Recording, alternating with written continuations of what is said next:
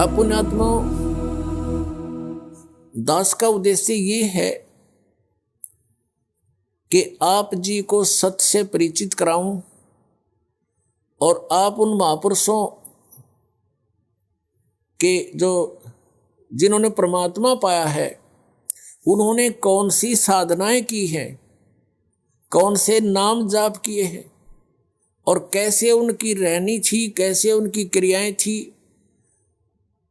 जिनसे उन्होंने परमात्मा प्राप्त हुआ। उनसे हटकर यदि हम कोई अन्य साधना उसका कोई अन्य तरीका अपनाते हैं या कोई अन्य मंत्र जाप करते हैं तो हम परमात्मा प्राप्ति नहीं कर सकते।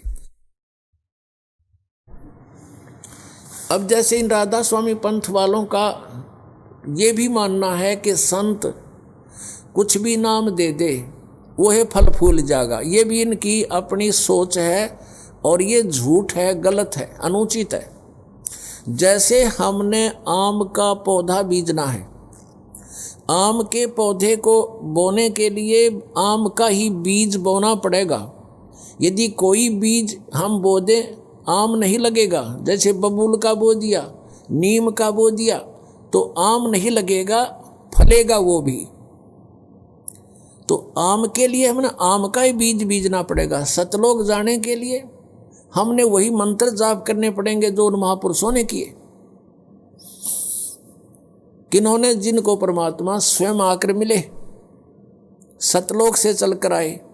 उनको कौन कौन है उनमें से वो अच्छी आत्माएं, पुण्यात्माएं, जिसके विषय में ऋग्वेद मंडल नंबर 9 और सूक्त नंबर 86 मंत्र 26-27, ऋग्वेद मंडल नंबर 9 सूक्त 82 मंत्र 1, 2, 3, ऋग्वेद मंडल नंबर 9 सूक्त 96 यानी 96 मंत्र 16 से 20 तक, ऋग्वेद मंडल नंबर 9 सूक्त 1 मंत्र 8 और 9 में, ऋग्वेद मंडल नंबर 9 सूक्त 20 मंत्र 1 में, और भी अनेक स्थानों पर ऋग्वेद मंडल नंबर 9 सूक्त 94 मंत्र 1 में, 94 के 1 में इसमें स्पष्ट किया है कि वो परमात्मा सतलोक में रहता है, ऊपर तीसरे मुक्ति धाम में, और सतलोक से गमन करके चल कर आता है। सह शरीर है मनुष्य सदृश, उसका नाम कबीर है, कबीर देव है। और वो कबीर देव यहाँ अच्छी आत्माओं को आकर मिलते हैं, बहुत स्पीड से आते हैं। जैसे विद्युत, आकाशीय विद्युत जितनी स्पीड से गिरती है इतनी तीव्र गति से आकर के 1 सेकंड में पहुंच जाते हैं वह सतलोक से, और अच्छी आत्माओं को मिलते हैं, उनको तत्व ज्ञान प्राप्त कराते हैं। इसी आधार से परमात्मा इन महापुरुषों को मिले थे। किन किन को? आदरणीय धर्मदास साहिब जी को,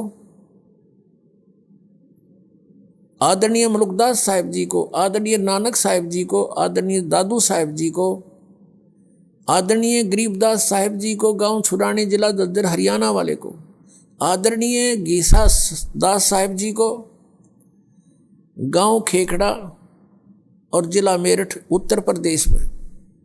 इन महापुरुषों का तो दास को याद है, ध्यान है कि इनको परमात्मा सीधे मिले और इन्होंने जो मंत्र जाप किए, जैसी साधनाएं उनकी क्रियाएं थी, वो भी दास के को खूब ज्ञान है और आपको भी परिचित कराता हूँ। धर्मदास जी कभी हठ योग नहीं किया और स्वयं परमेश्वर कबीर जी ने एक उदाहरण पेश किया, एक रिहर्सल करके दिखाया हमारे को कि वो कपड़ा बुनते थे और नाम भी जाप करते थे। कहने का भाव ये है कि कबीर परमेश्वर से, कबीर पंथ ये संत मत चला, ये भी मानते हैं राधा स्वामी पंथ वाले भी।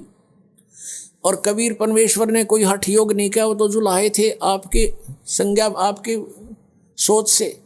हम तो कहें वो भगवान थे और परमात्मा को लीला करने आए थे, तो जुलाहे का कार्य करते थे और ये भी दिखाते थे कि मैं भाई भक्ति करता हूँ।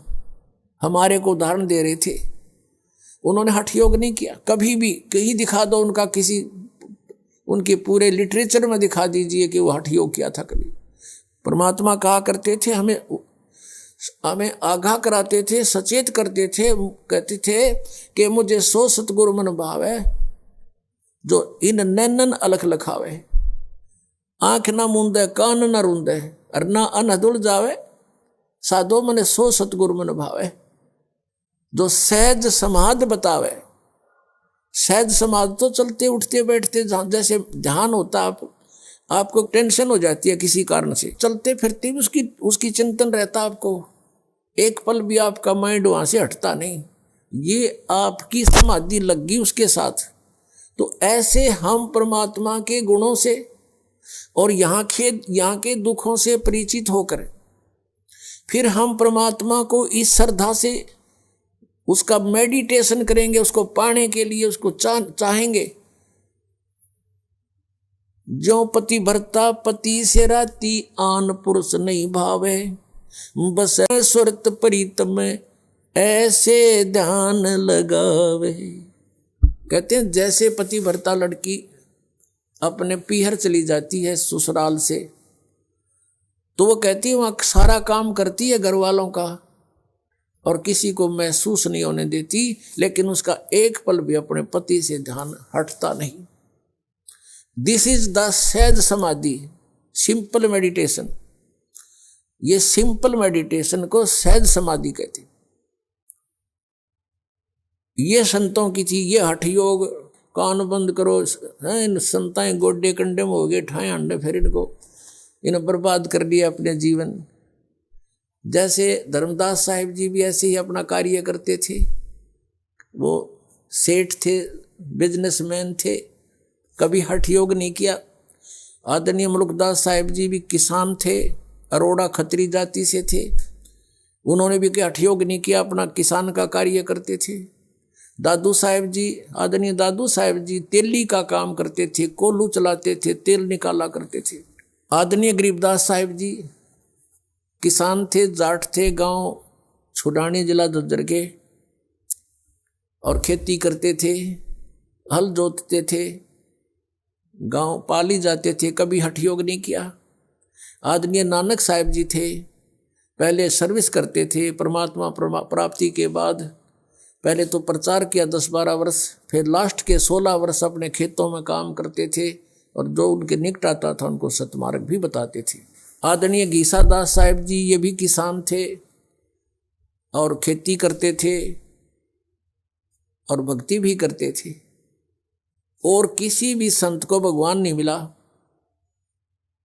क्योंकि सभी ने परमात्मा निराकार बताया, जबकि परमात्मा साकार नर आकार मनुष्य दृश्य है। वो सह शरीर, उसका नाम कबीर है। तो जिन्होंने परमात्मा पाया उन्होंने अपनी अमृतवाणी में प्रमाण दिए, एफिडेविट दिए। तो उन्होंने किस मंत्र से परमात्मा पाया? आदरणीय गरीबदास साहिब जी ने सबका निष्कर्ष निकाल के परमात्मा की महिमा को दोबारा रीराइट करवाया। जैसे स्वयं परमेश्वर ने आके 600 वर्ष पहले कबीर वाणी बोली थी, उसमें इन कबीर पंथ में घुसकर कुछ काल के दूतों ने उसमें काफी अपने हिसाब से कुछ परिवर्तन करने की चेष्टा की, और उसके बाद जिस कारण से परमेश्वर ने आदरणीय गरीबदास साहिब जी को फिर से कहा, उसमें फीड कर दिया अपना ज्ञान, और गरीबदास जी ने वो ज्ञान फिर हमें दोबारा बोलकर सुनाया।